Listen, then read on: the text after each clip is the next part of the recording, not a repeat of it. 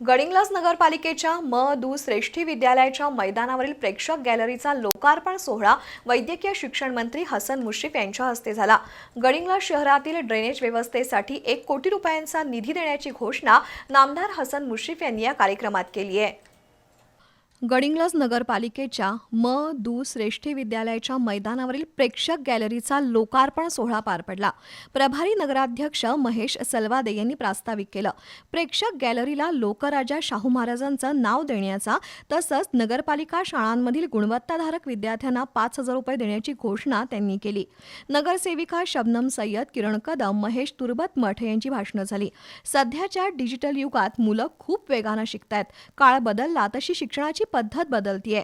शिक्षकांनी नवीन तंत्रज्ञान शिकून स्वतःला सतत अपडेट ठेवणं गरजेचं आहे असा सल्ला वैद्यकीय मंत्री हसन मुश्रीफ यांनी दिला। इंग्रजी, गणित आणि विज्ञान हे विषय पक्के नसतील तर भविष्यात टिकून राहणं कठीण जाईल।